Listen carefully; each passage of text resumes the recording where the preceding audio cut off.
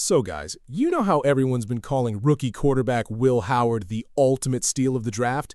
Big 12 champ at Kansas State, transfers to Ohio State, wins a national championship, 6'4", 230 pounds, built like a horse. A lot of Steelers fans are already quietly hoping he's the future of this franchise.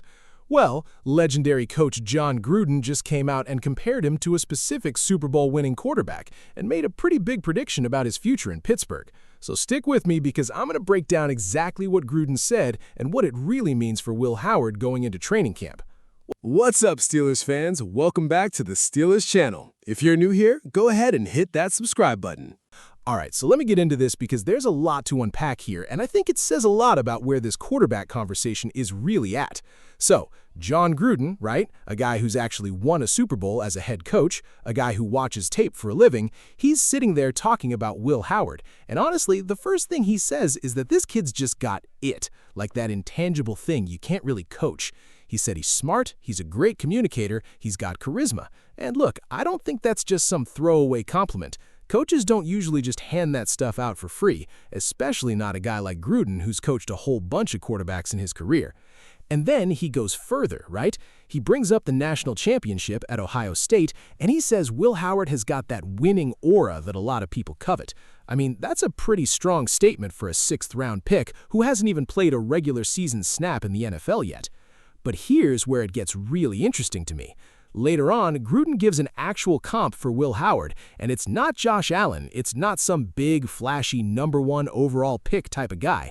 He compares him to Brad Johnson. Now, if you don't know who that is, Brad Johnson was a quarterback back in the mid-90s to early 2000s, and get this, he was a 9th-round pick, and he ended up winning a Super Bowl. Gruden literally says they used to call him the Bull, because the guy was tough as hell. And honestly, I kind of love this comp, I really do, because it's not about flash, it's about toughness. It's about being a guy who just finds a way to win football games even if he's not the most physically gifted guy on the field. Now, I know some of you are going to hear Brad Johnson and think that's a downgrade, right? Because we've heard Will Howard compared to Josh Allen before. We've heard the young Josh Allen talk, and going from that to a guy who played in the 90s might feel like a step down on paper. And look, I get it. If you're just looking at pure arm talent and athleticism, sure, Josh Allen is the better quarterback. Nobody's arguing that. But think about the actual substance of what Gruden is saying here. Brad Johnson had a career record of 72 and 53. He made a couple Pro Bowls, and most importantly, he's got that Super Bowl ring. Josh Allen, for all his talent, still doesn't have that. So when you really sit with it, I don't think this is Gruden disrespecting Will Howard at all. I think it's the opposite. I think he's saying this kid could have a long, winning, sustainable career in this league. And honestly, if you told me right now that Will Howard's career was going to look like that, like a 12, 13-year starter, a couple Pro Bowl appearances, and a Super Bowl trophy at the end of it, I would take that in a heartbeat every single day of the week, especially for a 6th-round pick. I mean, think about it. How long has it actually been since we've hoisted a Lombardi in Pittsburgh? It's been since 2008. So if Will Howard comes in and has a 15-year career and wins even one championship, that's already outperforming what this franchise has done at the quarterback position in almost 2 decades. Now, here's the thing I really want you guys to sit with, because I think this is important. We gotta be patient with this. I know Steeler Nation, myself included, we get excited fast, we start dreaming big the second we see a highlight or hear a good comp from a respected coach. But I think this whole conversation is a reminder that Hall of Fame level quarterbacks just don't fall out of the sky. They don't grow on trees. We had one for almost 2 decades in this city, and I genuinely don't think we appreciated it the way we should have while it was happening. And we all saw how that ended, that whole situation, and I don't think I need to go back into all of that right now. But my point is, over these last 4 or 5 years since then, it's become really clear just how hard it actually is to find a stable, franchise-level quarterback. And what's wild is, we've also seen recently that you don't even need a top 5 guy to win it all. Look at what's happened around the league the last couple years, with guys who weren't necessarily elite by the numbers still ending up hoisting that trophy. So when I hear a comp like Brad Johnson or even somebody like Joe Flacco, honestly, I don't hate it one bit. If Will Howard gives us 15 years as a starter and one championship somewhere in there, sign me up. And there's actually one more comp I really like for him, and it's Matt Hasselbeck.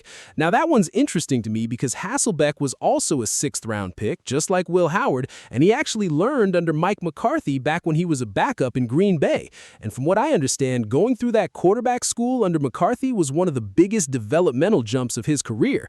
Then he gets his shot out in Seattle and turns into basically a top 10, top 15 quarterback for 6-7 years. 3 Pro Bowls, took that franchise to a Super Bowl. Never the most talented guy, never had the big arm, but he was just really, really solid. And I think that's a totally realistic path for Will Howard too, honestly.